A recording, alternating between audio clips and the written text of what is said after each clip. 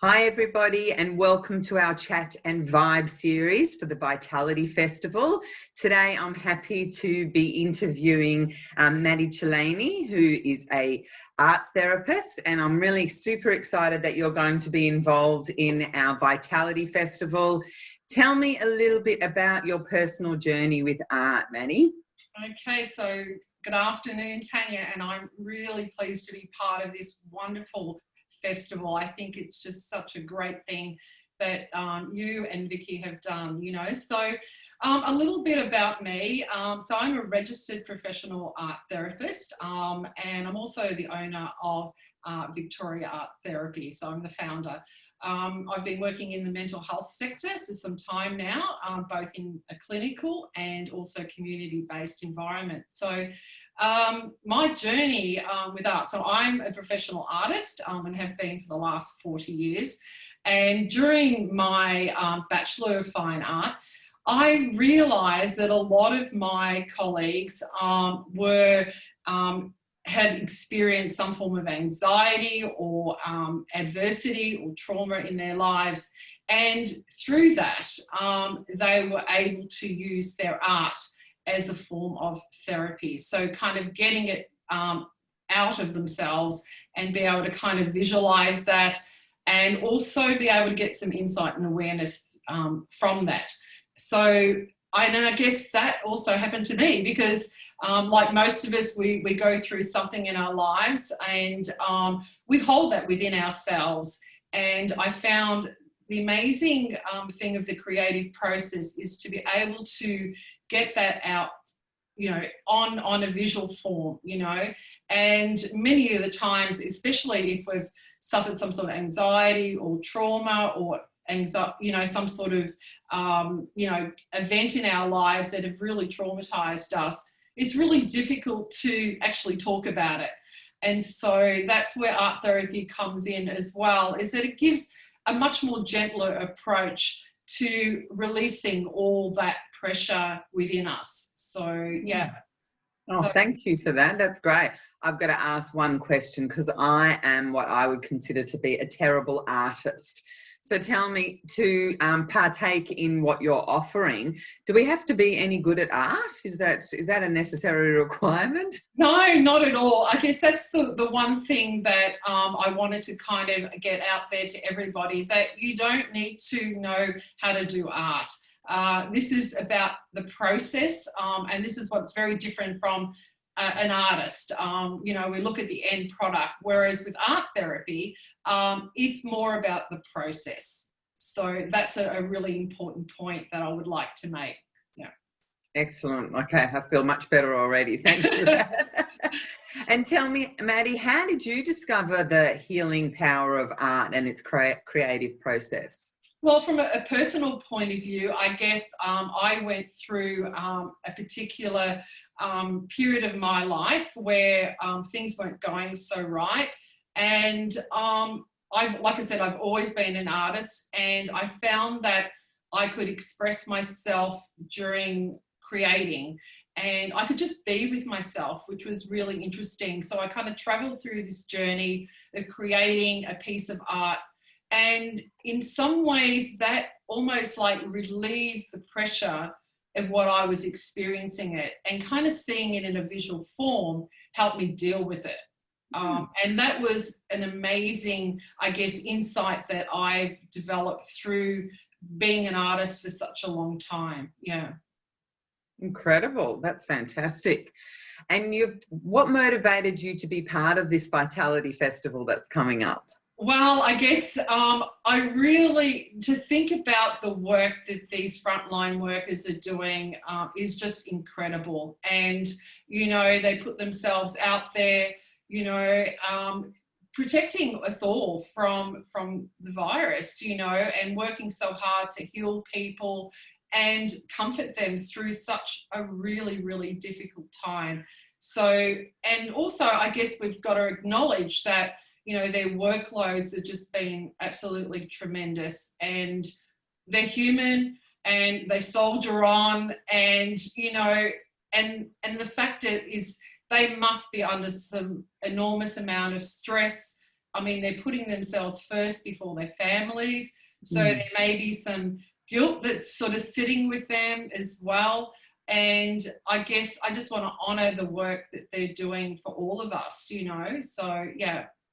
Amazing. Thank you. And tell us a little bit about your presentation that you'll be giving at the Vitality Festival. Okay, so my presentation is really just based on the touch, you know, and particularly, I guess, through our isolation, we haven't been able to do that and be with people that we are close to, family and friends.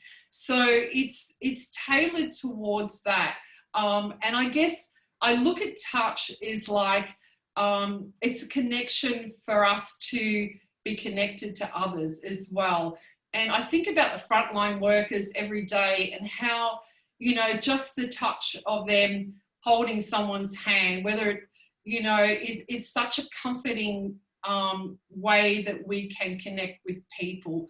And, you know, touch is almost like a social glue, you know, it binds people together just by that gentle touch that we can place on somebody's hand or their shoulder and comfort them. So, and, you know, like, I guess the sense of touch profoundly affects our human experience and our human society. So, and we read everything through our hands, and there's no sensation like that without an emotion attached to that. So that's where the activity is going to be concentrating on. I'll be using paper instead of material. We're going to be using thread. And I like to think of the metaphor of thread, how it's a connection to others, you know. So it'll be quite a tactile activity that we can really connect with. It's a repetitive moment that we'll be doing some sewing through the paper. So it's about kind of being in a state of mindfulness as well, and really kind of being in the present moment. So, yeah. Oh, that sounds absolutely beautiful. I think it's a really big challenge that a lot of people are being confronted with at the moment, this inability to touch other people. I mean, within your own family home, you can do that. But, you know, I know there's a lot of carers out there, both aged carers and hospital workers and nurses and everyone, where they're so used to being able to physically touch the people that they're working with, and they can't do that. I know with friends and everything that the inability to be able to touch people. I mean, we're all just craving to be able to hug somebody else. So this would be a fantastic way to be able to get the therapeutic benefits of touch without actually being able to touch somebody else. Oh, absolutely. I totally agree with you. You know, it's such an important element, being human, that we need that close contact, you know. So, yeah, with the activity, I think that's going to help connect us to others, and I mean, and also ourselves, you know. It's such an important I guess tactile thing that we do, you know, to support each other, you know. So yeah. Wow, fantastic. And Maddy, tell me, during this time, what have you found one of your biggest challenges to be? Okay, so the way that I work obviously is such an important thing to be face to face. So like many of us, we've had to resort to online therapy, and that's posed, you know, quite a few problems in the sense that, well, how do you actually contain someone in a virtual world? And particularly because I work in the mental health and I'm dealing with clients that suffer anxiety, depression, post-traumatic stress, trauma. You know, these people need to feel safe. And so to be able to connect with them through a visual screen, I've had to kind of use my facial expressions, my tone of voice, validation, all those things that help ground them and keep them safe within this virtual world, you know. And a lot of things, you know, that we can't control when we're in a virtual world, but we do the best to make sure that we engage our clients, keep our eye contact constantly with them, and checking in on them, you know, constantly through the therapeutic session. So, yeah. I think safety has been a really big thing for a lot of people, you know, the fear that unfortunately has come up within so many of us as a result of, you know, the fear of the cross-contamination, or just the fear of all these other things going on. So I think safety has been a really big obstacle for a lot of people at the moment. So absolutely. And, you know, in some ways too, you know, that the screen is keeping us safe. We've got this barrier between us, you know. And also one of the other things that's really important in my field is the materials in which I use. So normally in a situation where I'm working in an office, you know, in the studio, I've got lots of materials available to offer my clients. But when they're at home, they don't have all the material. So I've had to work with what they have got. And so that's, I guess, put me in a position where I've had to kind of think a little bit out of the box and think, well, if they don't have paints, what else can I use? And it might be just the things we have in our home, like diluting some coffee or some turmeric, that can act as paint, you know. So really thinking out of the box, and it worked really quite well, you know. So yeah, so it's also driven me to kind of think, what else can I use, you know. So yeah, so that's one of the other things as well. Yeah, I think that the opportunity for growth for a lot of us has been learning to become adaptable, you know, adaptable within our own homes and with our own lives and with our businesses.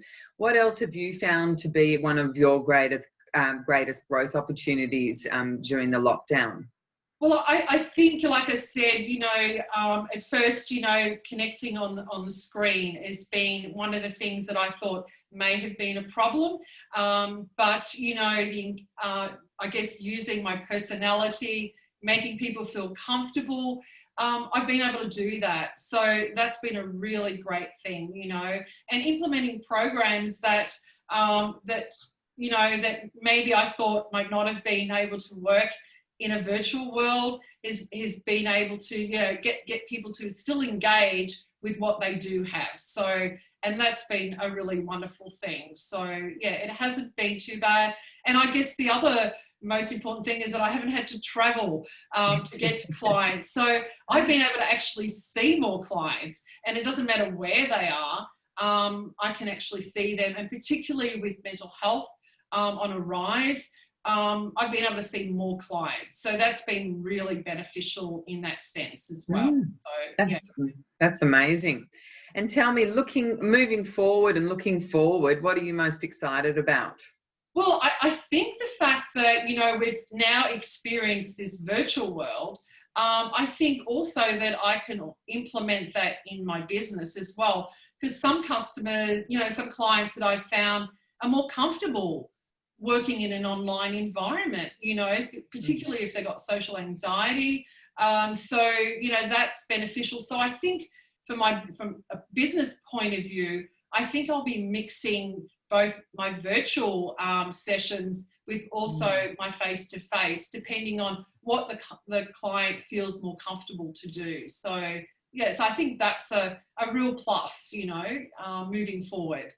That's excellent. So more people get to share in your magic of Maddy. Yes, exactly. I like that term. I might use that one. Love it. And so what words of encouragement have you got for people listening today? Okay, so I think, look, we've had, you know, more time on our hands than ever before through this situation, that we may have discovered new hobbies, we may have dabbled in being creative, we've enjoyed some really lovely quiet time and slowed down, you know, our busy lives where we're constantly, you know, not having time to do other things. So hopefully that we've sort of opened our minds up to think, you know, that slowing down is actually a benefit to our mental health and giving ourselves some time to kind of slow down. And I think we all need to be empowered by all these new and exciting discoveries that we've made through being in isolation. So I think, yeah, let's embrace that, you know. So yeah, absolutely. That's excellent. Thank you so much, Maddy, for being a part of this chat and vibe series for the Vitality Festival. Everyone, we would love you to join up for the Vitality Festival, which starts on the 31st of October. All the details of our website are below, so please click on that and share it with as many people as you can. Have a lovely day. Maddy, thank you so much, and we look forward to seeing you in the Vitality Festival. Yeah, thank you, Tanya. It's been a pleasure, and thank you for the opportunity to be part of such a wonderful festival. Thank you. Thanks. Okay.